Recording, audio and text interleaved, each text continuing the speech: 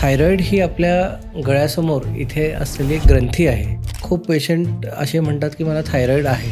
तर थायरॉईड तर सर्वांनाच आहे. थायरॉईड बाबतीत जर आपण बोलतोय तर थायरॉईडमध्ये प्रामुख्याने 3 ते 4 प्रकारचे आजार होऊ शकतात. एकंदरीत शरीरामध्ये किती हार्मोन्स असतात आणि की कुठले मेजर हार्मोन गडबड झाले की आपल्याला जास्त गडबड होण्याचे चान्सेस असतात.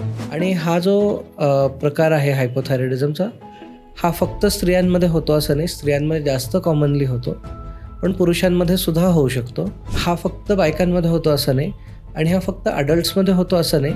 लहान मुलांमध्ये सुद्धा थायरॉईडचे आजार असू शकतात. जन्मतः सुद्धा थायरॉईडचा आजार असू शकतो. आणि हायपोथायरॉइडिझमचा इलाज ही सर्जरी नव्हे.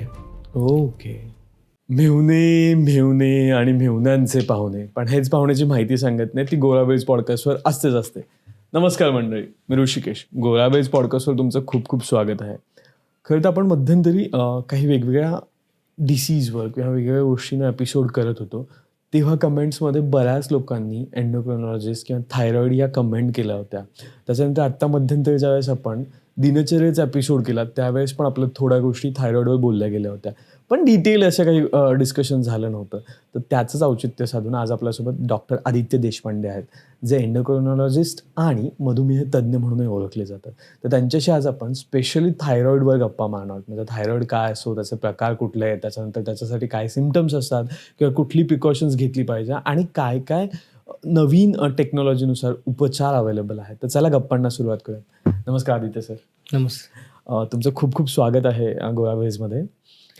जसं मी बोलतानाच बोललो की मध्यंतरी आम्ही ना 1-2 पॉडकास्ट केला आणि त्याच्यात आम्हाला थोडक्यात थायरॉईड विषयी माहिती मिळाली. थोडक्यात असं जाणवलं की थायरॉईड सारख्या गोष्टी होतात हार्मोनल चेंजेसमुळे आणि ते सगळं. तर त्याच्याविषयी आज आम्हाला तुमच्याकडून डिटेल माहिती हवी आहे. मग आणि सुरुवात करतानाच मला असं वाटेल की थायरॉईड म्हणजे काय असतं, आपण हे जर एक्सप्लेन केलं इन डिटेल तर आवडेल. थायरॉईड ही आपल्या गळ्यासमोर इथे असलेली एक ग्रंथी आहे. ओके. तर बऱ्याचदा खूप पेशंट असे म्हणतात की मला थायरॉईड आहे. तर थायरॉईड तर सर्वांनाच आहे. तर थायरॉईड ही आपल्या गळ्यासमोर जी ग्रंथी आहे त्यातून काही हॉर्मोन्स तयार होतात, जसे की T4 आणि T3. आणि या हॉर्मोनचा पूर्ण शरीरात आपल्याला त्याची गरज असते. ओके. म्हणजे याच्यामध्ये जर आपण सेल्युलर लेव्हलवर पाहिलं तर दर सेलमध्ये वेगवेगळे रासायनिक प्रक्रिया सुरू असतात. ओके. तर या प्रक्रियांना पण चालन देण्यासाठी थायरॉईड हॉर्मोनची गरज असते. त्यामुळे शरीरात असा कोणताही अवयव किंवा कोणताही भाग नाही जिथे थायरॉईड हॉर्मोनची आपल्याला गरज नसते. ओके. तर थायरॉईड विषयक जेव्हा आपण बोलतो की थायरॉईडबद्दल जनरली कोणाला माहिती असतं की ज्यांना थायरॉईडचा आजार झालेला आहे, करेक्ट. त्यांनाच मग त्यांच्या लक्षात किंवा त्यांच्या नजरेत या ग्रंथीत मग ही ग्रंथी त्यांच्या नजरेत तेव्हा येते. Okay. Otherwise day to day जर आपलं आयुष्य चांगलं चालू आहे, आपल्याला काही त्रास नाही, आपले एनर्जी लेवल्स चांगले आहेत, तर याच्यामध्ये बराच रोल जो आहे तो थायरॉईड हॉर्मोन्स किंवा थायरॉईड ग्रंथी त्याचं काम बरोबर करत आहे याचाही आहे. ओके. पण आता जसं तुम्ही म्हणालात की हा हार्मोनल चेंजेस आहेत किंवा हार्मोनल डिसऑर्डर आहे आपण म्हणूयात तसं. तर मग असे काय गोष्टी असतात की तो डिसऑर्डर व्हायला कारणीभूत ठरतात बेसिकली? आता खूप म्हणजे खूप लोक हॉर्मोनल इम्बॅलन्स झालेलं आहे किंवा मला काहीतरी हॉर्मोनल डिस्टर्बन्स झालेलं आहे ही तक्रार घेऊन येतात. ही महत्त्वाची गोष्ट ही आहे की ही तक्रार आहे, हा आजार नाही आहे. ओके. कारण हॉर्मोनल डिस्टर्बन्स झालं आहे म्हणजे एवढे सारे हॉर्मोन आहेत, तर कोणत्या हॉर्मोनमध्ये डिस्टर्बन्स झालेलं आहे? तर खूप लोक म्हणजे लो एनर्जी वाटत असेल किंवा काही काम करायची इच्छा कमी वाटत असेल किंवा लगेच थकवा जाणवत असेल, तर त्यालाही हॉर्मोनल डिस्टर्बन्स किंवा हॉर्मोनल इम्बॅलन्स म्हणून ती तक्रार घेऊन येतात. ओके. थायरॉईड बाबतीत जर आपण बोलतोय तर थायरॉईडमध्ये प्रामुख्याने 3 ते 4 प्रकारचे आजार होऊ शकतात. ओके. सगळ्यात कॉमन किंवा सगळ्यात जास्त आढळणारा जो आजार आहे तो आहे हायपोथायरॉइडिझम. हायपोथायरॉइडिझममध्ये थायरॉईड हॉर्मोन्स जे आहेत, म्हणजे T4 आणि T3 जे हॉर्मोन आहेत त्यांचं रक्तातलं प्रमाण कमी होतं. करेक्ट. त्याचबरोबर दुसरा जो प्रकार आहे जो यापेक्षा कमी कॉमन आहे किंवा जास्त दुर्मिळ आहे तो आहे हायपरथायरॉइडिझम किंवा थायरोटॉक्सिकोसिस, ज्यामध्ये रक्तात थायरॉईड हॉर्मोन्स प्रमाणापेक्षा जास्त निर्माण होतात. ओके. तिसरी गोष्ट आहे ती हॉर्मोनल पातळीशी निगडीत नाही आहे, रादर ती आहे थायरॉईड ग्रंथीच्या स्ट्रक्चरशी किंवा ठेवणीशी रिलेटेड. ओके तर याच्यामध्ये थायरॉइड ग्रंथीमध्ये गाठी निर्माण होतात, ज्याला आपण थायरॉइड नोड्यूल म्हणतो. ओके आणि चौथा जो प्रकार आहे तो आहे थायरॉइड कॅन्सर. तर प्रामुख्याने जर आपण पाहिलं तर थायरॉइडमध्ये हे 4 प्रकारचे आजार होऊ शकतात. पण मग जसं तुम्ही म्हणालात की मध्यंतरी की T3 आणि T4 पण एक असं तो काय सेक्शन आहे? तर थायरॉइड ग्रंथीतून आपल्याला जर आपण ही हॉर्मोनल प्रक्रिया पाहिली तर थायरॉइड ग्रंथीला चालना देण्यासाठी आपल्या मेंदूमध्ये एक पिट्युटरी ग्रंथी असते. ओके पिट्युटरी ग्रंथीतून TSH नावाचा हॉर्मोन बनतो. तो हॉर्मोन येऊन थायरॉइड ग्रंथीवर काम करून त्याच्यातून T4 आणि T3 हे 2 हॉर्मोन्स थायरॉइड ग्रंथीला बनवायला सांगतो. ओके तर हे बेसिकली काय आहे की काही अमायनो ॲसिड्स आणि आयोडीन मिळून काही एन्झायमॅटिक प्रोसेसेसद्वारा हे हॉर्मोन बनतात. तर याच्यामध्ये प्रामुख्याने थायरॉइड ग्रंथीतून T4 बनतो, पण जो ॲक्टिव्ह फॉर्म आहे किंवा जास्त ॲक्टिव्ह फॉर्म आहे हॉर्मोनचा तो T3 आहे. म्हणजे काय की थायरॉइड ग्रंथीतून जास्त प्रमाणात T4 बनतो, थोड्या प्रमाणात T3 बनतो, पण त्याची जी साईट ऑफ ॲक्शन आहे म्हणजे जिथे जाऊन तो काम करणार आहे, फॉर एक्झाम्पल लिव्हरमध्ये जाऊन काम करेल, ओके बाकीच्या शरीरात सगळीकडे जाऊन काम करेल. करेक्ट तर at the site of action जिथे त्याचं काम होणार आहे तिथे बऱ्याच प्रमाणात T4ला T3मध्ये कन्व्हर्ट केलं जातं किंवा T4चं T3मध्ये रूपांतर होतं. ओके आणि मग थायरॉइड हॉर्मोनशी रिलेटेड जे काय आपण ॲक्शन्स पाहतो ते प्रामुख्याने T3 नी घडून येतात. ओके म्हणजे T3 हा मेजर तुमचा हार्मोनल T4 हा स्टोरेज फॉर्मसारखा आहे की त्याचे जे हे आहे हाफ लाईफ किंवा ॲक्शनची कालावधी आहे ती जास्त आहे, पण जेव्हा त्याचं म्हणजे ॲक्शनसाठी पाहिजे असेल तेव्हा मग तो T3मध्ये कन्व्हर्ट केला जातो. म्हणजे एक आपण म्हणू शकतो की T4 कॅरियर सारखं काम करतो आणि T3 तुम्हाला ऍक्च्युअली रिझल्ट देतो किंवा जे तुम्हाला गरज आहे ते सिक्रेशन More or म्हणू less. शकतो मोर ऑर लेस राईट. जसं तुम्ही सुरुवातीलाच बोलला की गळ्याच्या इथे त्या थायरॉइड ग्रंथी असतात. गळ्यासमोर इथे असते थायरॉइड ग्रंथी. बटरफ्लाय शेपची म्हणजे बटरफ्लाय आकाराची असे म्हणतो आपण, की जनरली या बाजूला 2 लोब्स असतात आणि ते 2 लोब जोडणारा एक इस्थमस असतो. ओके पण तो सोडून दुसरा असा गळ्याशी थायरॉइड ग्रंथींचा काही संबंध नसतो म्हणजे ग्रंथी फक्त प्लेस इथे असतात हो राईट? हो ओके कारण बऱ्याचदा असं होतं थायरॉइड म्हटलं की लोकांना गळ्याच्या निगडीत गोष्टी वाटतात किंवा बऱ्याच लोकांना जुन्या काळामध्ये गलगंड यायचं किंवा तसं काही दिसायचं, तर ते आहे का किंवा तो आणि थायरॉइड एकच आहेत का? मग आपण बऱ्याचदा जी गळ्यात समोर जी सूज पाहतो की बरीच मोठी सूज झालेली आहे किंवा वर्षानुवर्ष तशी सूज आहे, काही केलं जात नाही आहे, तर त्याला ती थायरॉइड ग्रंथीची सूज असण्याची शक्यता असतेच. थायरॉइड ग्रंथीची त्या पद्धतीची जी सूज आहे त्याला आपण गॉयटर म्हणतो. ओके गॉयटरमध्येही बरेच कारणं असतात. काही लोकांना काही न करता उद्भवतात, पण आपण आपल्या देशातल्या आयोडीन डेफिशियन्सी इरामध्ये म्हणजे जेव्हा आयोडीन फोर्टिफिकेशन जास्त होत नव्हतं तेव्हा आयोडीन डेफिशियन्सीमुळेही खूप लोकांना गॉयटर किंवा थायरॉइड ग्रंथीची तशी सूज निर्माण होताना आपण पाहिलेलं ओके. आहे.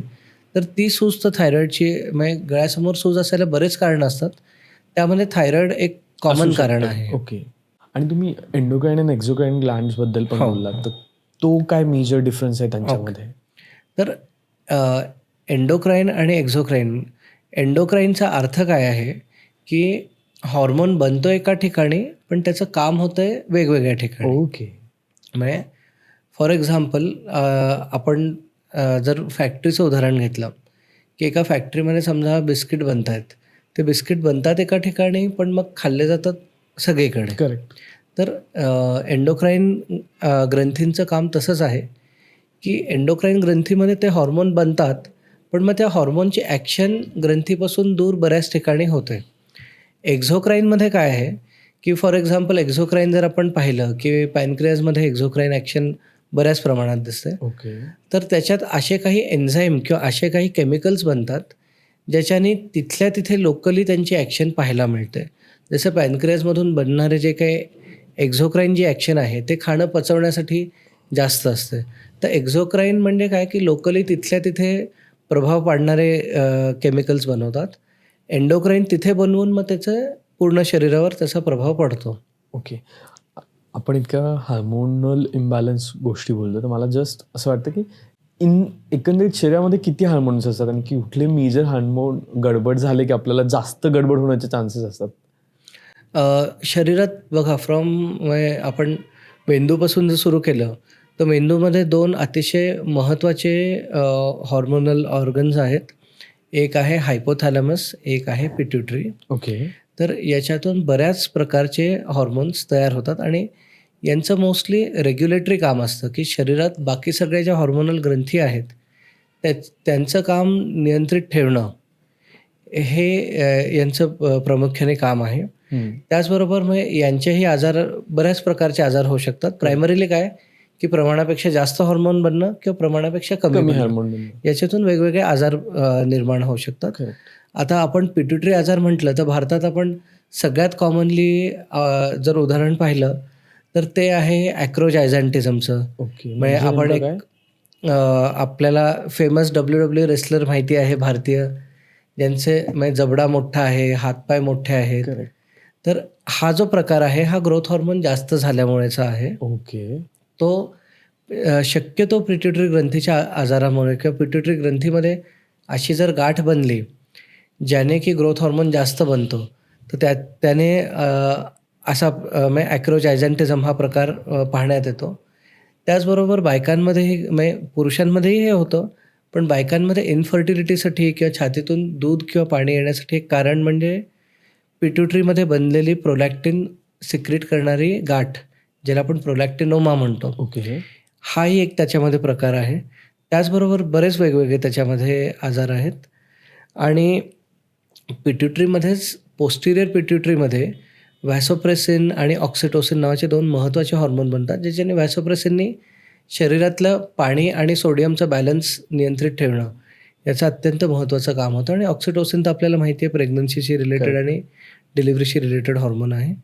तिथून खाली आलं तर गळ्यामध्ये थायरॉईडबद्दल तर आपण ऐकलेलं आहे. त्याच्या वर खाली जवळपास शेंगदाण्याच्या साईजचे 4 आहेत ग्रंथी आहेत, ज्या पॅराथायरॉईड ग्रंथी ज्यांना आपण म्हणतो. ओके. त्याच्यातून पॅराथॉर्मोन बनतो. पॅराथॉर्मोन जो आहे तो शरीरात कॅल्शियम बॅलन्स मेंटेन करण्यासाठी अत्यंत महत्त्वाचा आहे. याच्यामध्ये काही कमी जास्त झालं तर रक्तातलं कॅल्शियम वाढणं, कमी होणं, याचबरोबर हाडे ठिसूळ होणं, कमी वयात फ्रॅक्चर होणं, किडनी विकार होणं, हे सगळे प्रकारसुद्धा पाहण्यात येतात. ओके. याच्याहून आपण थोडंसं खाली जाऊन पाहिलं तर आपलं पॅनक्रियाज हा अतिशय महत्त्वाचा एंडोक्राईन भाग आहे किंवा एंडोक्राईन अवयव आहे. त्याच्यातून साखर नियंत्रणासाठी इन्सुलिन जो आहे तो इन्सुलिन हॉर्मोन तर बनतोच, पण त्याबरोबर ग्लुकागॉन, अमायलिन हे बाकीचे हॉर्मोनसुद्धा बनतात. याच्या व्यतिरिक्त किडनीच्या वर एक जर किडनी अशी असली त्याच्यावर छोट्या छोट्या ग्रंथी असतात ज्याला ॲड्रिनल म्हणतात. ओके. ॲड्रिनलमध्येही वेगवेगळ्या प्रकारचे हॉर्मोनल म्हणजे स्टिरॉइड हॉर्मोन्स बनतात. स्टिरॉइड हॉर्मोन्समध्ये ग्लुकोकॉर्टिकॉइड्स म्हणजे आपलं कॉर्टिसॉल जे आहे ते तिथे बनतं. त्याबरोबर मिनरल कॉर्टिकॉइड्स म्हणजे याचंही सॉल्ट वॉटर म्हणजे शरीरात मीठ आणि पाणी नियंत्रित ठेवणं, ब्लड प्रेशर मेंटेन करणं, याचा रोल त्याचा आहे. आणि त्याच्याचबरोबर सेक्स स्टिरॉइड्स पण बनतात. सेक्स स्टिरॉइड्स म्हणजे मेल हॉर्मोन बनणं वगैरे हे तिथे होतं. त्याचबरोबर आत्ता जे खूप चर्चेत आहेत ते आहे गट हॉर्मोन्स.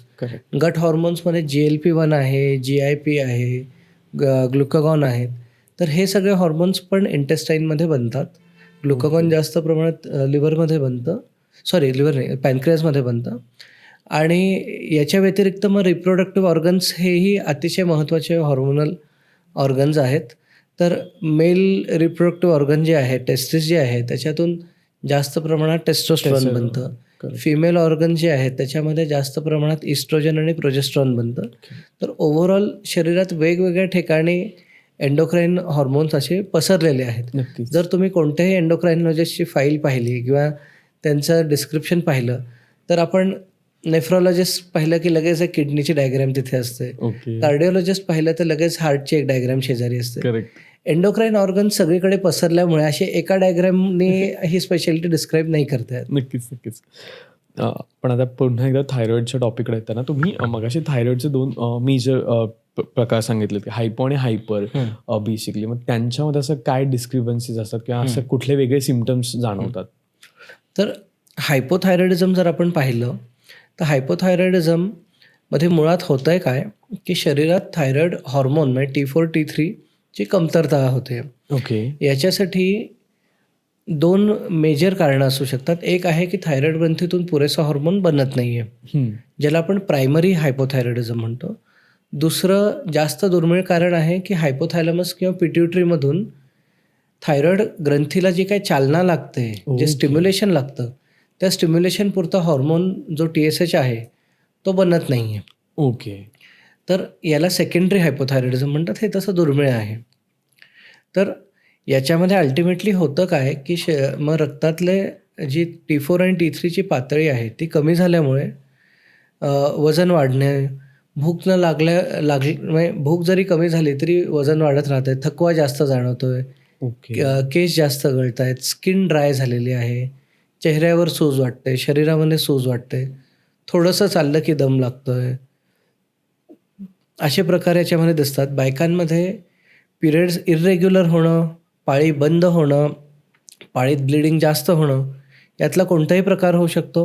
हे काही न होता सुद्धा इन्फर्टिलिटी होऊ शकते. पुरुषांमध्येही इन्फर्टिलिटी होऊ शकते. आणि याचबरोबर रक्ताच्या जर आपण तपासण्या केल्यात अशा काळात तर याच्यामध्ये कोलेस्ट्रॉल वाढणं, ओके. किडनीचे रिपोर्ट बिघडणं, हे सगळे प्रकारसुद्धा ह्याच्यामध्ये दिसतात.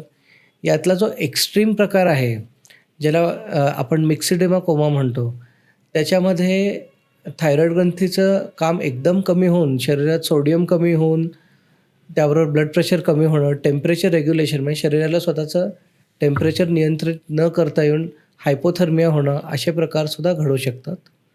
आणि हा जो प्रकार आहे हायपोथायरॉइडिझमचा, हा फक्त स्त्रियांमध्ये होतो असं नाही. स्त्रियांमध्ये जास्त कॉमनली होतो, पण पुरुषांमध्ये सुद्धा होऊ शकतो. मग स्त्रियांमध्ये जास्त कॉमन होण्याचं कारण काय असू शकतं? जर आपण हे प्रायमरी हायपोथायरॉइडिझम किंवा थायरॉइड ग्रंथीचं काम कमी होण्याचा जो काही आजार आहे तो पाहिला तर याच्यात मेन कारण आहे हाशिमोटोज थायरॉइडायटिस. म्हणजे काय? ऑटोइम्युन कारण. ऑटोइम्युन म्हणजे काय की तुमची रोगप्रतिकार शक्तीच तुमच्या थायरॉइड ग्रंथीविरुद्ध काम करते ओके. आणि त्याला इनॅक्टिवेट करते. तर ओव्हरऑल आपण पाहिलं तर सगळेच ऑटोइम्युन आजार बायकांमध्ये जास्त प्रमाणात पाहिले जातात. याच्यासाठी वेगवेगळ्या थिअरीज आहेत की काही म्हणजे इस्ट्रोजन इफेक्ट आहे का, किंवा मग त्यांच्यामध्ये रिॲक्टिव्ह ऑक्सिजन स्पीसीज जास्त बनतात का प्रेग्नन्सीमध्ये जो हे आहे फिटल टिश्यू आहे, म्हणजे एक बेसिकली एक वेगळा ऑर्गॅनिझम त्यांच्यात हे होतं, डेव्हलप होतोय. करेक्ट. त्याच्यामुळे डेव्हलप होणाऱ्या अँटीबॉडीजचा काही प्रभाव आहे का, हे वेगवेगळे थिअरीज आहेत. पण प्रॅक्टिकली आपण पाहतो की सगळेच ऑटोइम्युन आजार शक्यतो बायकांमध्ये जास्त होतात. थायरॉइडही तसाच आहे. ओके. ती आहे की हा फक्त बायकांमध्ये होतो असं नाही आणि हा फक्त अडल्ट्समध्ये होतो असं नाही. लहान मुलांमध्ये सुद्धा थायरॉइडचे आजार असू शकतात. जन्मतः सुद्धा थायरॉइडचा आजार असू शकतो. ओके. म्हणजे जलमता सुद्धा.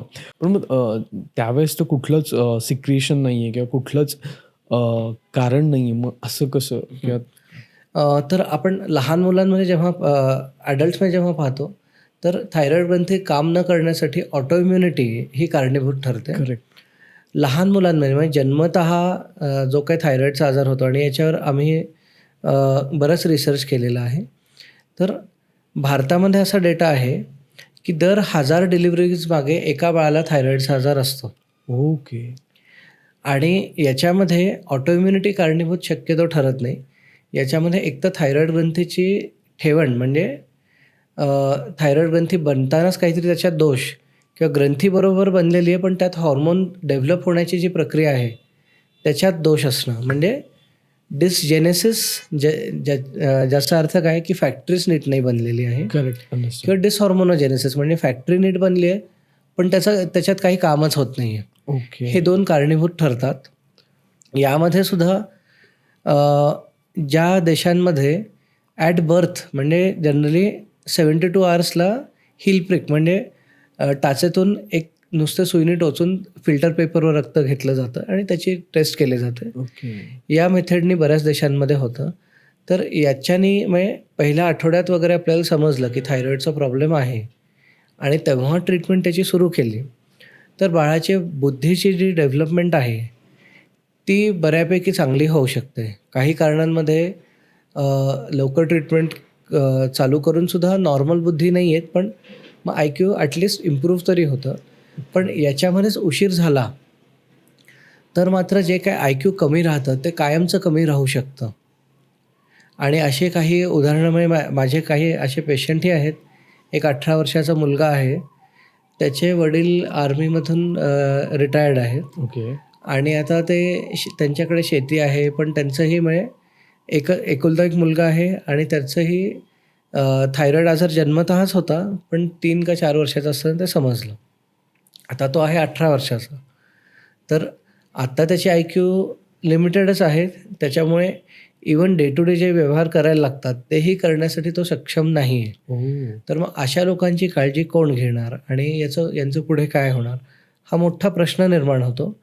पण थायरॉईडचा आजार असा आहे की हा एक preventable cause of mental retardation आहे, की तुम्ही जन्मतः जर थायरॉईड चेक केलं, तुम्हाला दिसलं की थायरॉईडमध्ये काही प्रॉब्लेम आहे, तर त्याची तेव्हाच्या तेव्हा जर ट्रीटमेंट सुरू केली, योग्यरित्या थायरॉईड लेवल्स मेंटेन राहिले, तर मग IQ जे कमी राहू शकणार होतं, त्या IQमध्ये मात्र किंवा त्या ब्रेनमध्ये आपल्याला हवी तशी वाढ होण्याची शक्यता असते. ओके. पण आता जसं तुम्ही म्हणालात, की जन्मताच थायरॉईड नसतं, मग एखादा हार्मोन नाही आहे तुमच्याकडे, तर तुम्ही कितपत सर्व्हाइव्ह करू शकता? किंवा बऱ्याच लोकांचं असतं ना, की आहे थायरॉईड पण गोळी घेणं इग्नोर केलं जातं. मग अशा लोकांसाठी पण, की तुम्ही तो घेऊन किती दिवस सर्व्हाइव्ह करू शकता किंवा आफ्टर दॅट काय मेजर इम्पॅक्ट्स होऊ शकतात? म्हणजे जर घेतलं नाही तर का घेतलं तर? जसं तुम्ही म्हणालात, की त्या मुलाने घेतलं नव्हतं, तर त्याला आता डे टू डे व्यवहार करता येत नाही.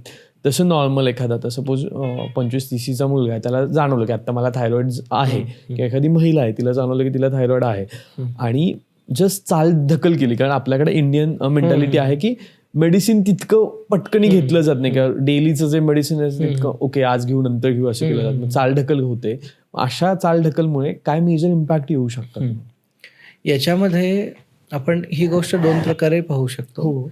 एक आहे की समजा आता एक 30 वर्षाचा मुलगा आहे, त्याला थायरॉईडचं समजलेलं आहे, त्यांनी काही केलं नाही त्याबाबत.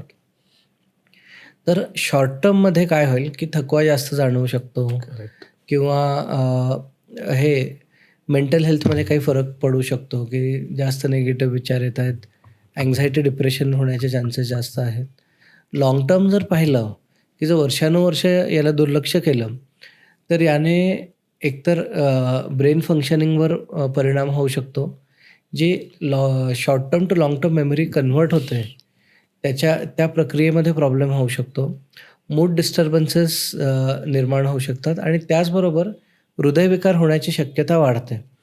जर थायरॉईड हॉर्मोन तुम्ही ॲडेक्वेटली रिप्लेस केलं नाही, योग्यरित्या तुम्ही त्याची ट्रीटमेंट घेतली नाही आणि वर्षानुवर्ष घेतली नाही, तर जे काय कोलेस्ट्रॉलची पातळी बिघडते, त्याने पुढे जाऊन हृदयविकार होण्याची शक्यता वाढते. त्याचबरोबर थायरॉईड हॉर्मोनची कमतरता असल्यामुळे हार्टची जी पंपिंग केपेबिलिटी आहे, ज्याला आपण जर 2D इको करून पाहिला, तर ज्याला आपण इजेक्शन फ्रॅक्शन म्हणतो, त्याच्यामध्ये सुद्धा अडचणी येऊ शकते.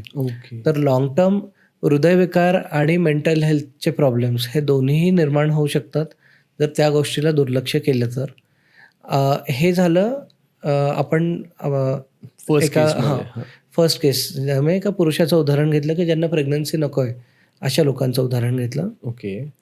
जर एका रिप्रोडक्टिव्ह एजमधल्या महिलेचं आपण उदाहरण घेतलं की फॉर एक्झाम्पल लग्न झालेलं आहे, आता समजलं आहे की थायरॉईडचा प्रॉब्लेम आहे, दुर्लक्ष केला आणि आता प्रेग्नन्सी घ्यायची वेळ आलेली आहे. तर प्रेग्नन्सी घ्यायची वेळ आलेली असताना बऱ्याच प्रकारचे प्रॉब्लेम्स असू शकतात. एक म्हणजे आधी आपण जसं बोललो तसं की पिरियड इरेग्युलर होऊ शकतो. पिरियड इरेग्युलर असल्यामुळे ही प्रेग्नन्सी घ्यायला प्रॉब्लेम येऊ शकतो.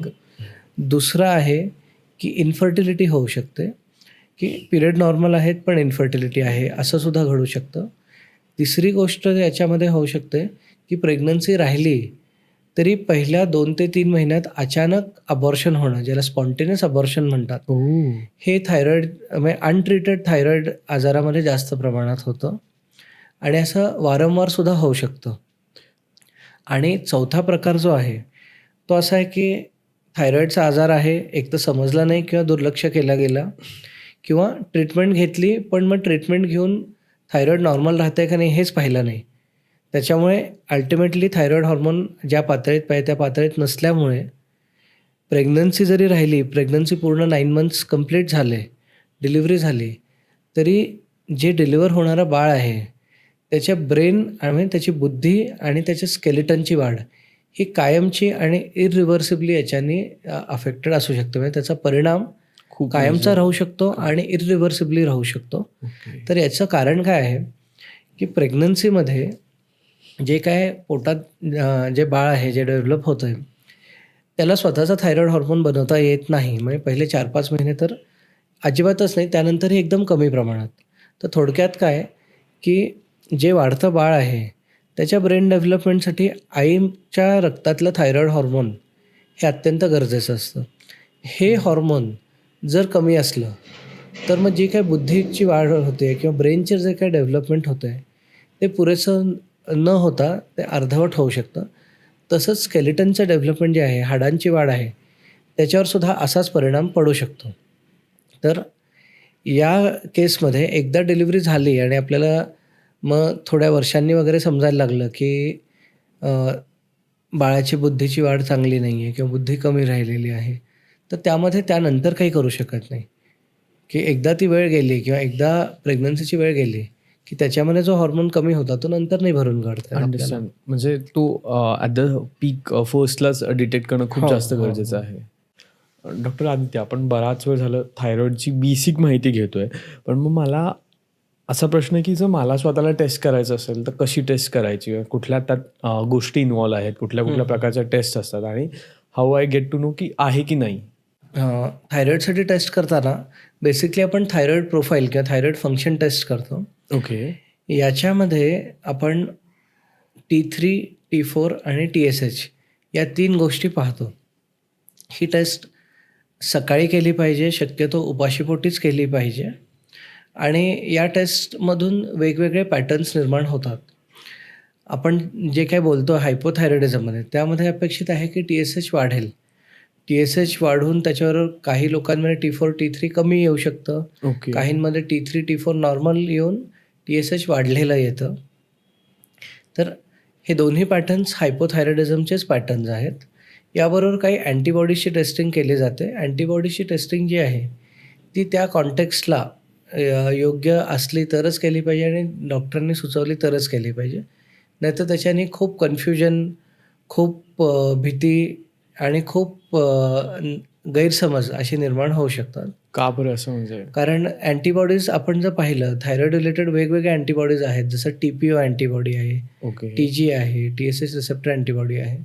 तर TPO अँटीबॉडी ही सगळ्यात कॉमनली केली जाते आणि ती जनरल पॉप्युलेशनमध्येही 5-10% लोकांमध्ये पॉझिटिव्ह असते. ओके. त्यामुळे नाहक ते टेस्ट करून आणि मी खूप असे पेशंट्स माझे पाहिलेले आहेत ज्यामध्ये थायरॉईड फंक्शनबरोबर मी अँटीबॉडी सांगितल्यावर अँटीबॉडीचे रिपोर्ट बघून ते अतिशय भीतीने येतात की अँटीबॉडी आमची एवढी वाढलेली आहे, आता काय करायचं? तर हायपोथायरॉईड पेशंटमध्ये अँटीबॉडीची पातळी वाढणं हे अपेक्षित आहे. याच्यामध्ये काही आश्चर्याची गोष्ट नाही किंवा त्याच्यामध्ये घाबरण्यासारखं काही नाही आहे. करेक्ट. त्यामुळे अँटीबॉडी शक्यतो करताना डॉक्टरांचा सल्ला घेऊनच अँटीबॉडी करावं. थायरॉईड फंक्शन कशी करायची, काय करायची ते तर आपण डिस्कस केलेलंच आहे. म्हणजे टेस्ट सांगितली. आता खूप कॉमन असा प्रश्न आहे की थायरॉईडची गोळी नेमकी कशी वर्क करते एकतर, आणि बऱ्याच लोकांचं असतं की आता ती गोळी सुरू झाली आहे, मग ती किती दिवस घ्यायची? आपण मध्यंतरी बोलताना बोलतो की हा इरिव्हर्सिबल पण आहे, पण तो काय टाइम स्पॅन असू शकतो इरिव्हर्सल, आणि त्याच्यासाठी काय प्रिकॉशन्स पण घेतल्या पाहिजेत? आपण हायपोथायरॉइडिझममध्ये जी ट्रीटमेंट देतो ती आहे की आपण थायरॉक्सिन ओके. याची गोळी देतो. त्याचे वेगवेगळे डोसेस असतात. म्हणजे 12.5 पासून ते हायेस्ट डोस कितीही असू शकतो त्यामध्ये. पण जनरली 12.5 ते 150 याच्यामधला कोणता तरी डोस लागतो. ही गोळी जी आहे ती बेसिकली आपण आधी जे बोललो आहोत की T4 हॉर्मोन जो थायरॉईड ग्रंथीतून बनतो, तो हॉर्मोनच आहे ही गोळी म्हणजे. डायरेक्टली. तर आपण ट्रीटमेंट जी आहे ती बेसिकली हॉर्मोन रिप्लेसमेंट आहे. हो. तर त्याच्यामुळे खूप लोकांची भीती अशी असते की गोळी सुरू केली आहे तर लिव्हरवर काय परिणाम होणार, किडनीवर काय होणार. करेक्ट. तर आपण शरीरात जो हॉर्मोन असला पाहिजे होता पण त्या प्रमाणात नाही आहे, अशाच हॉर्मोनला आपण रिप्लेस करतो आहे. त्याच्यामुळे त्याच्याने काही वर्षानुवर्षे जरी गोळी घेतली तरी त्याच्याने लिव्हरवर, किडनीवर काही तसा दुष्परिणाम होणार नाही. दुसरी गोष्ट आहे की गोळी कायमची चालू राहील का? हां. कारण खूप लोकांचं कसं होतं की गोळी घेऊन बरं वाटतं, रिपोर्टही नॉर्मल यायला लागतात, पण मग त्यांना अचानक आता गोळी बंद करायची किंवा डोस कमी करता येईल का? करेक्ट. हा प्रश्न निर्माण होतो.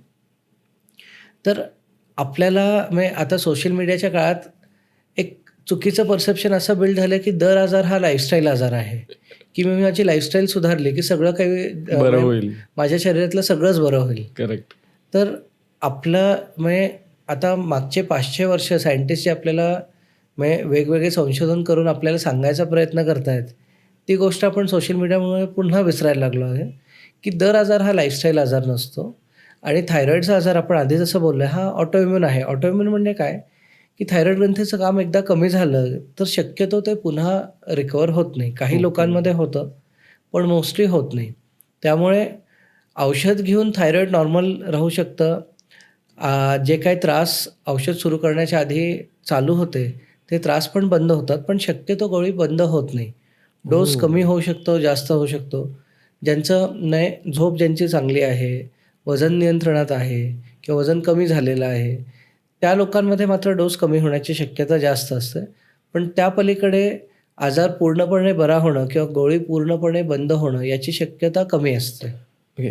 पण मग मी असंही ऐकले की काही थायरॉईड केसेसमध्ये ना सर्जरी पण करावी लागते आणि बऱ्याच वेळा टेस्ट केल्यानंतर किंवा जसं तुम्ही म्हणालात की गोळी कमी केल्यानंतर लोक मग घाबरतात की आता मग सर्जरी करावी लागेल का? मग सर्जरी कुठल्या सेक्शनमध्ये किंवा कुठल्या टाईमला करावी लागते?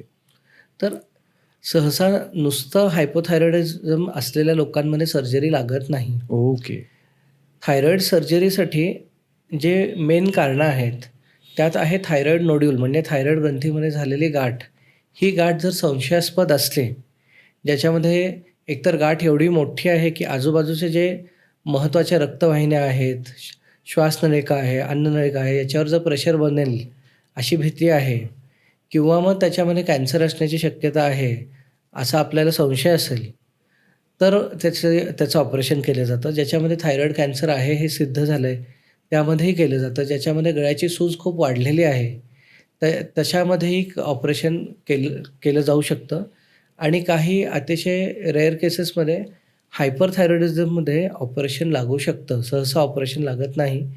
नुसतं ज्यांना हायपोथायरॉइडिझम आहे, ज्यांना गोळी चालू आहे, ज्यांना थायरॉईड मध्ये काही तशी मोठी गाठ वगैरे काही नाही आहे, अशा लोकांना सर्जरी लागत नाही आणि हायपोथायरॉइडिझमचा इलाज ही सर्जरी नव्हे. ओके. मग हायपर केसमध्ये सर्जरी लागते का? किंवा हायपर केस काय वेगळी डिफाईन करते मग? तर आपण जसं थायरॉईड फंक्शनचे जे 3 घटक पाहतो आपण T3, T4, TSH. TSH. तर याच्यामध्ये उलटा पॅटर्न पाहायला मिळतो की TSH प्रमाणापेक्षा खाली गेलेलं असतं. ओके. मोस्ट लॅब्समध्ये खालची व्हॅल्यू ही 0.4ची असते. 0.4च्या खाली म्हणजे TSH कमी झालं असं आपण मानतो. तर TSH कमी आणि T3, T4 वाढणं हा पॅटर्न सहसा पाहिला जातो थायरोटॉक्सिकोसिसमध्ये. तर याच्यामध्ये आता एकदा मला एका हॉस्पिटलमध्ये ICUमध्ये रेफरन्स दिला होता की एक पेशंट त्यांच्याकडे ॲडमिट होता. तसं कोणतं व्यसन नाही, कोणते आधीचे आजार नाही, आधी काहीच प्रॉब्लेम नव्हता. एक 35 वर्षाचा मुलगा, डोळे पूर्ण पिवळे झाले होते, डोळे थोडेसे असे मोठे झाले होते. त्याबरोबर वजन खूप कमी झालं होतं. एक 6 महिन्यातच 8-10 किलो वजन कमी झालं होतं. हातपाय थरथरत आहेत. ॲडमिट केलं तर हृदयाचे ठोके खूप वाढलेले आहेत. लिव्हरची टेस्ट करून पाहिले तर लिव्हरची टेस्ट बिघडलेली आहे. श्वास घ्यायला त्रास होतो आहे. तर हे जे पूर्ण चित्र होतं, याला आपण थायरॉईड स्टॉर्म म्हणतो. म्हणजे हे थायरोटॉक्सिकोसिसमधला अतिशय एक्स्ट्रीम प्रकार की ओके. ज्याच्यामध्ये लिव्हरवर पण परिणाम होतो आहे, मेंदूवर पण परिणाम होतो आहे, वारंवार संडासला जावं लागतं आहे, हार्ट फेल्युअर होतं आहे. तर हा त्यातला अतिशय एक्स्ट्रीम प्रकार आणि याच्यामध्येही अँटी थायरॉईड औषधं देऊन आणि बाकी अक्यूट केअरमध्ये काही सपोर्टिव्ह ट्रीटमेंट देऊन हा आजार म्हणजे Normal. आवाक्यात आणता येतो. ओके, नॉर्मल स्टेजला आणतात. नॉर्मल स्टेजला आणता येतो. ओके.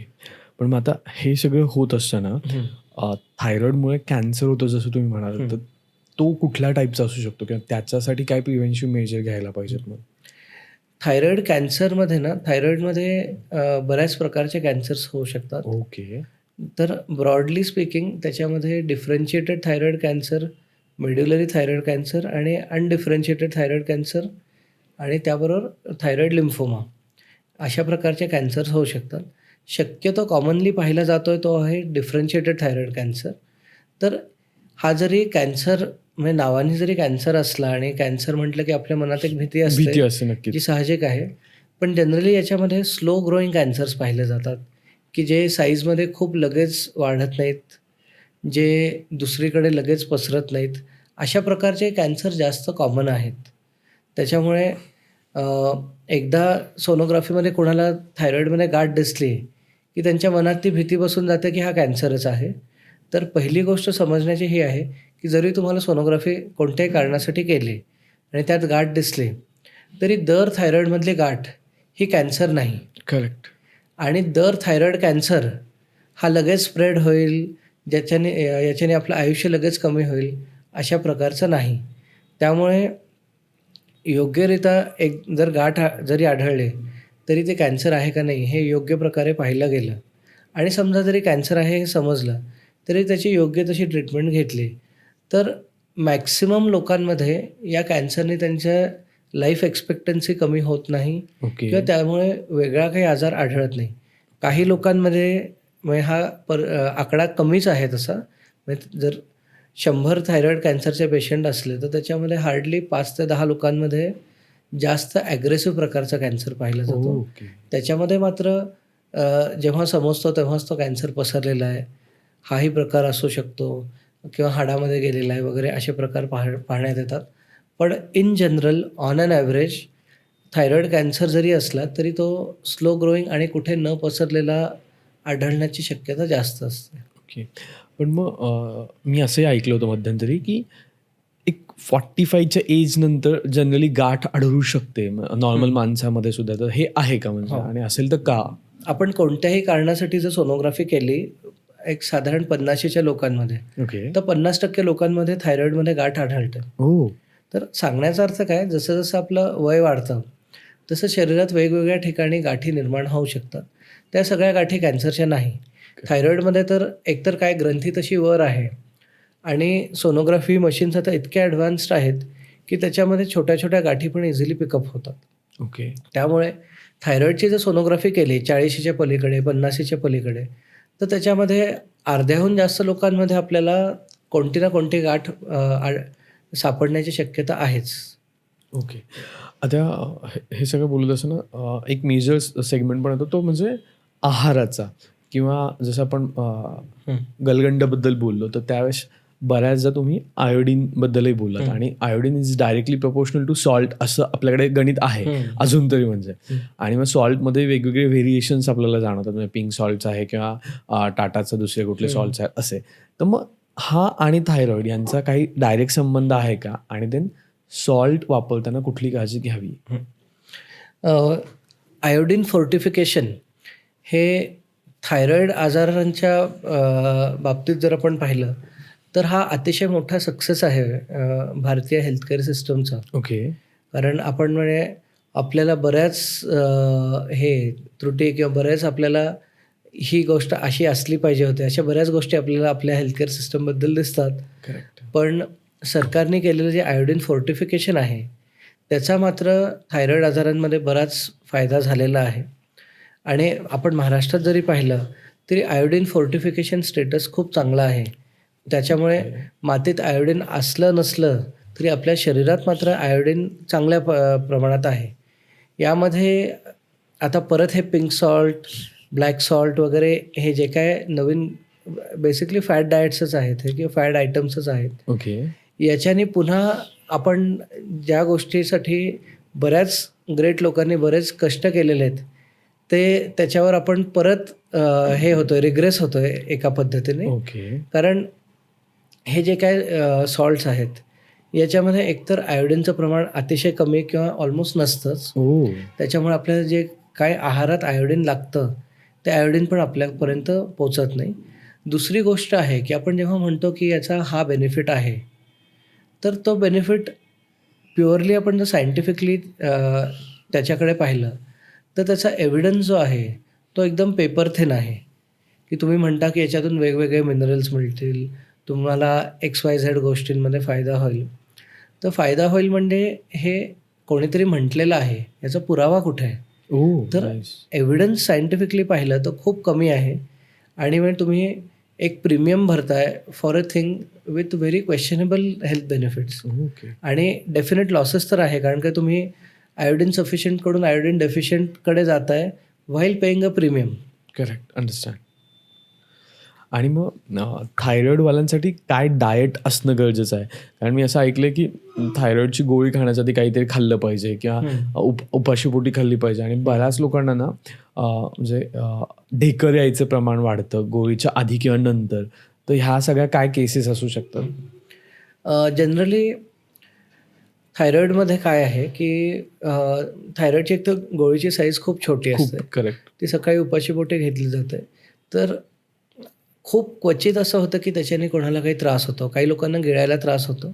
बाकी त्या पलीकडे काही जनरली त्रास होत नाही. आणि खाण्याबाबत काय आहे की गोळी सकाळी उपाशीपोटी घ्यावी.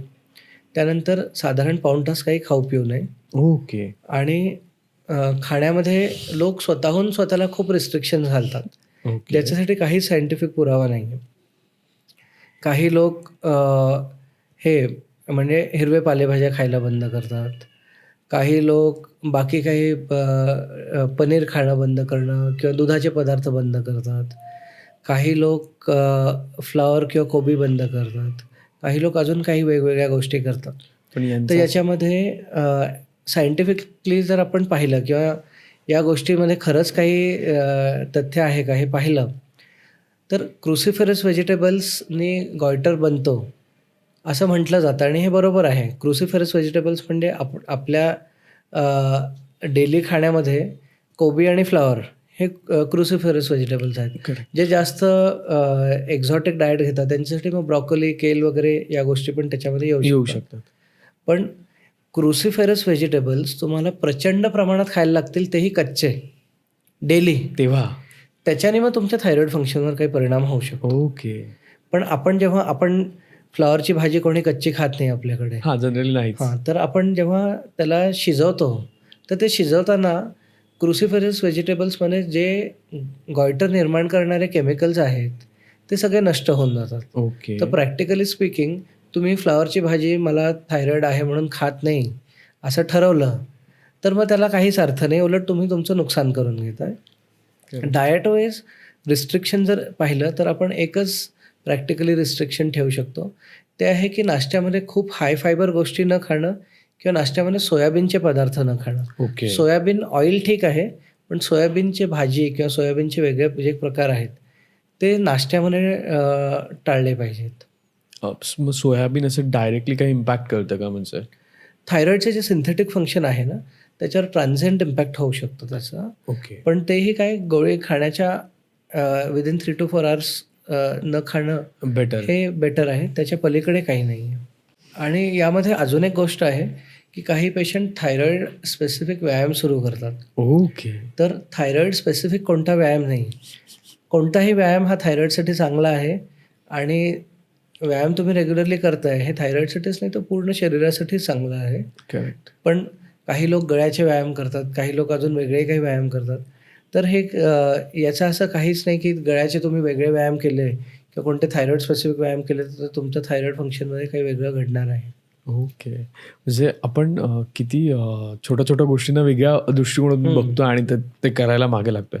पण मेडिकली ट्रीटमेंट वाईज बघायला गेलं तर त्या गोष्टी खूप सोप्या असतात आणि खूप इझी टू टोन आहेत आणि जसं तुम्ही म्हणालात की तो लहान मुलापासून मोठ्यांना कोणालाही होऊ शकतो आणि it's just not lifestyle disease किंवा जस्ट नॉट की ओके तुम्ही लाईफस्टाईल चेंज केली आणि गोष्टी रिव्हर्स होणार आहेत. डाएटही सांगितलं, पण बऱ्याच लोकांचा कॉमन असाही क्वेश्चन असतो की शुगर आणि थायरॉईड हे हँड इन हँड जातात का? किंवा मला मधुमेह आहे तर मला थायरॉइड असेल का, असं बऱ्याच लोक विचारतात. मग हे कितपत खरं आहे? ज्यांना थायरॉईडचा आजार आहे त्यांना पुढे जाऊन डायबिटीस म्हणजे टाईप 2 डायबिटीस जो मोठ्यांमध्ये आपण पाहतो किंवा ओके. वजन वाढीशी निगडीत जो डायबिटीस आहे, ते होण्याची शक्यता थोडी जास्त असते. हम्म. शक्यता जास्त म्हणजे होणारच आहे असं नाही. तर जर थायरॉईड असेल, तर डायबिटीस होऊ नये याची काळजी जास्त घेतली पाहिजे. ओके.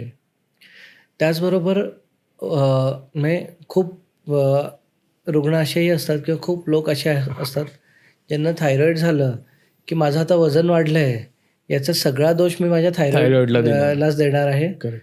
अशा विचाराचेही बरेच लोक असतात. ओके. थायरॉईडमुळे मेटाबॉलिक रेट म्हणजे थायरॉईडच्या आजारात हायपोथायरॉईडमुळे मेटाबॉलिक रेट थोडा ढासळतो. औषध दिल्याने त्याच्यामध्ये सुधारणा होते. पण फक्त थायरॉईडमुळे तुमचं वजन वाढतं आहे, असा विचार करणं अत्यंत चुकीचं आहे. ओके. आणि थायरॉईडमुळे वजन वाढतं आहे म्हणून त्याबद्दल काही न करणं हे त्याहून चुकीचं आहे. त्यामुळे थायरॉईड जरी असला, तरी तुम्हाला एकदा थायरॉईड योग्यरित्या रिप्लेस झालं आहे, तर तुम्हाला व्यायाम करणं, बाकीच्या आहारामध्ये बदल करून वजन नियंत्रणात ठेवणं हे करणं अतिशय महत्त्वाचं आहे. आणि हे थायरॉईडमुळे होत नाही असा विचार करून ती गोष्ट सोडून देणं हे अतिशय धोक्याचं आहे. नाही, नक्कीच. म्हणजे कुठलीच गोष्टीला आपण फक्त थायरॉइडवर ढकलतो आणि पुढे जातो, हे नाही करायला पाहिजे, जसं तुम्ही म्हणाला तसं. पण अजून एक क्वेश्चन येतो, तो म्हणजे थायरॉइड जेनेटिक आहे का? म्हणजे जर माझ्या फॅमिलीमध्ये कोणाला असेल तर मला होण्याचे चान्सेस कितपत आहेत? थायरॉईडमध्ये आता हा प्रश्न आपण 2 सेपरेट एज ग्रुप्सप्रमाणे घेऊया. ओके. पहिलं तर जे ॲडल्ट्समध्ये होतं, त्याच्यामध्ये जेनेटिकपेक्षा थोडीशी हेरिडिटरी रिस्क असू शकते, ओके. की जर घरी बाकीच्यांना ऑटोइम्यून थायरॉईड आजार आहे, तर तुम्हालाही होण्याची शक्यता जास्त आहे. शक्यता जास्त म्हणजे तुम्हाला पण होणारच आहे किंवा 100% आईला होईलच. आहे, तर मुलीला झालाच पाहिजे असं नाही. करेक्ट. दुसरा जो प्रकार आहे थायरॉईडचा, जो आपण जन्मतः थायरॉईडचा प्रॉब्लेम पाहतो, त्याच्यामध्ये मात्र जेनेटिक रिस्क आहे. ज्याच्यामध्ये थायरॉईड ग्रंथीचं बनण्यात काही प्रॉब्लेम असतो, ज्याला आपण डिसजेनेसिस म्हणतो. त्याच्यामध्ये जर आईला किंवा वडिलांना असला, तर मुलांना ऑटोझोमल डॉमिनंट पॅटर्नमध्ये म्हणजे आईला आहे तर मुलाला झालाच, या प्रकारे होण्याची शक्यता असते. तसंच ज्याच्यामध्ये ग्रंथी नीट बनलेली आहे, पण हॉर्मोन त्याच्यातून नीट बनत नाही आहे, ज्याला डिसहॉर्मोनोजेनेसिस म्हणतात. त्याच्यामध्येही दोन्ही आईवडिलांना तसे दोषी जीन्स असल्या, तर मुलांमध्ये होण्याची शक्यता असते. नक्कीच. सो ओव्हरऑल ह्या डिस्कशन मला एवढं कळतं डॉक्टर सर, की थायरॉईड असलेल तर तुम्ही जास्त पाणी खायची गरज नाही आहे. प्रॉपर मेडिकेशन्स, प्रॉपर फूड आणि तुम्ही जसं म्हणाल व्यवस्थित माहिती असणं, तुम्ही बऱ्याचशा गोष्टी करू शकता. कारण आपण खूप पॅनिक होतो किंवा खूप जास्त प्रमाणात आपण हायपर होतो आणि मग may be converted into another thing असं होतं. पण जसं तुम्ही म्हणालात, मेडिसिनचे कुठलेही साईड इफेक्ट नाही आहेत. योग्य वेळी टेस्ट केली म्हणजे जे काही आपल्याला सिम्पटम्स जाणवत आहेत, थकवा जाणवतो आहे, थोडाफार हेअरफॉल जाणवतो आहे किंवा बाकीच्या गोष्टी जाणवतात आणि आपण मग प्रॉपर टेस्ट केली, त्याच्यानंतर प्रॉपर मेडिकेशन्स घेतलं, तर आपण तो कंट्रोलमध्ये ठेवू शकतो. रिव्हर्स होत नाही आहे, पण हां, तुम्ही ॲटलिस्ट कंट्रोलमध्ये ठेवू शकता आणि त्याच्यामुळे तुमच्या ओव्हरऑल लाईफस्पॅनवर काही परिणाम होत नाही आहे. नवजात बाळाला पण थायरॉईड होऊ शकतो आहे बोललात, तर त्याच्यावर असं वाटतं की प्रेग्नन्सीमध्ये पण थायरॉईडच्या गोळ्या घेणं कितपत योग्य आहे? कारण प्रेग्नन्सीमध्ये ऑलरेडी इतक्या गोळ्या चालू असतात, त्याच्यानंतर शुगर स्पाईक होण्याचे चान्सेस पण खूप जास्त असतात. तर मग त्यावेळेस अगेन ही गोळी एक. तर प्रेग्नन्सीमध्ये जर हायपोथायरॉइडिझम असेल, तर मात्र थायरॉईडची गोळी घेणं अत्यंत गरजेचं आहे. आपण जसं आधी पण याबद्दल चर्चा केली, की बाळाच्या ब्रेन डेव्हलपमेंटसाठी आणि बाळाच्या हाडांच्या डेव्हलपमेंटसाठी आईचं थायरॉईड नॉर्मल राहणं अत्यंत गरजेचं आहे. त्याच्यामुळे हायपोथायरॉईड ज्या आई आहेत त्यांना गोळ्या घेणं आणि शक्यतो गोळ्यांचा डोस वाढतो प्रेग्नन्सीमध्ये. ओके. तर योग्य डोस घेणं हे अत्यंत महत्त्वाचं आहे. आपण जेव्हा हायपरथायरॉइडिझमबद्दल बोलतो प्रेग्नन्सीमध्ये, त्याच्यामध्ये ज्या वेगवेगळे उपचार अवेलेबल आहेत, ज्या गोळ्या अवेलेबल आहेत, त्या प्रेग्नन्सीमध्ये कशा घ्याव्यात, काय घ्याव्यात, या डॉक्टरांच्या गाईडन्सखालीच घेणं अत्यंत गरजेचं आहे. त्याच्यामध्ये ज्या 2 प्रकारच्या गोळ्या आहेत, एक आहे कार्बिमॅझोल आणि दुसरी आहे प्रोपिलथायोरेझोल. ओके. तर दोन्हीचा अ, वाढत्या बाळावर किंवा त्याच्या अवयवांवर दुष्परिणाम होऊ शकतो. हो. पण काही केसेसमध्ये या दोन्हीपैकी एक गोळी तरी घ्यायला लागतेच. तर तशा वेळेला रिस्क बेनिफिट रेशो काय आहे आणि तुमच्यासाठी योग्य काय आहे, या गोष्टीची सविस्तर तुमच्या डॉक्टरांबरोबर चर्चा करून मगच त्या गोळ्या चालू किंवा बंद केल्या पाहिजेत. याच्यामध्ये हायपरथायरॉइडिझम प्रेग्नन्सीमध्ये पहिल्यांदा सापडणं दुर्मिळ आहे, पण अशक्य नाही. आणि हे झालं तर त्याच्याने बाळाचं आयुष्य तर धोक्यात असतंच, त्याबरोबर आईलाही लिव्हरचे प्रॉब्लेम प्रेग्नन्सीमध्ये निर्माण होणं, हार्ट फेल्युअर प्रेग्नन्सीमध्ये होणं ओके. आणि आईच्या जीवाला धोका असणं, हे सुद्धा घडू शकतं. त्यामुळे हायपरथायरॉइडिझम जे आहे, त्याच्यामध्ये प्रेग्नन्सी घेताना शक्यतो घेण्याअगोदरच थायरॉईडचा विषय एकदम क्लिअर करून घ्यावा. चुकून जर असं झालं की प्रेग्नन्सी घेतली आणि मग नंतर समजलं, तर मात्र त्याच्यामध्ये अत्यंत काळजी घ्यावी घेणं लागते. गरजेची असते. ओके. सो खूप खूप आभार आदित्य सर, तुमचं इथे आलात तुम्ही आणि आमच्यासोबत या गोष्टी शेअर केल्या. कारण बऱ्याचदा असं होतं की थायरॉईडची गोळी आहे तर ती कधी बंद होणार, कशी बंद होणार आणि ओके ती घ्यायची आहे तर मग टाळाटाळ होते. आज नाही उद्या घेऊ किंवा आठवड्यातून बऱ्याचदा घेतली नाही जात किंवा महिन्यातून बऱ्याचदा घेतली नाही जात. पण अशी जर माहिती आपण पोहोचवली सो दॅट कळेल की गोळीचं इम्पॉर्टन्स काय आहे, त्याचा साईड इफेक्ट्स होत नाहीत आणि ती घेतल्यामुळे तुम्हाला लाईफ लाँग बेनिफिट्स होत आहेत. आणि नक्कीच तुम्हाला एपिसोड कसा वाटला ते कमेंटमध्ये सांगायला विसरू नका. त्याचबरोबर अशा मेडिकलमधल्या कुठल्या वेगवेगळ्या गोष्टींवर किंवा वेगवेगळ्या केसेसवर तुम्हाला एपिसोड हवे असतील तेही सांगायला विसरू नका. तोपर्यंत धन्यवाद.